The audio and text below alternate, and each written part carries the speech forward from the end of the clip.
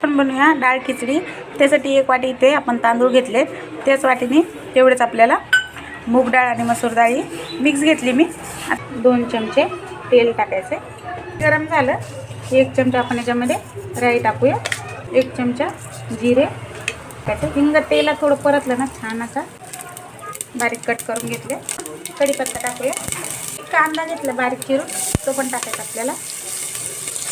कांदा आपण फक्त थोडासा सॉफ्ट करून घेऊया, जास्त असा डार्क नाही परतायचा, फक्त सॉफ्ट करून टाकूया। चवीप्रमाणे मीठ टाकायचं आपल्याला, लाल तिखट, हळद,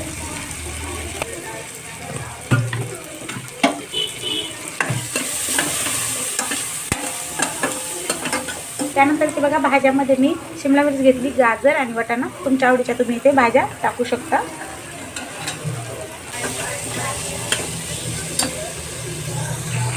मी त्या भाज्या परतून घेतल्या की आपण डाळ आणि तांदूळ स्वच्छ धुवून घेतले।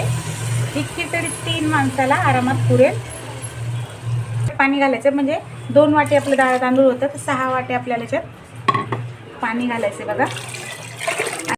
आता याला आपण झाकण लावताना हमेशा शिट्टी काढायची, झाकण लावून फक्त 2 शिट्ट्यामध्ये आपली ही डाळ खिचडी तयार होईल।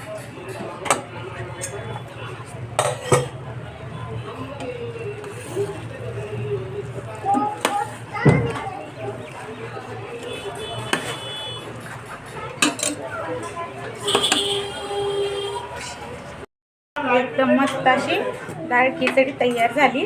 तर आपण इथे ताटामध्ये गरमागरम अशी सर्व केली। त्यानंतर याच्याबरोबर थोडंसं आपण तूप टाकले बघा।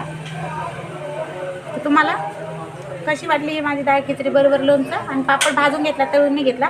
एकदम हेल्दी आणि टेस्टी अशी आपली ही डाळ खिचडी तयार झाली। व्हिडिओ आवडला असेल तर लाईक करा, शेअर करा, सबस्क्राईब करा। धन्यवाद।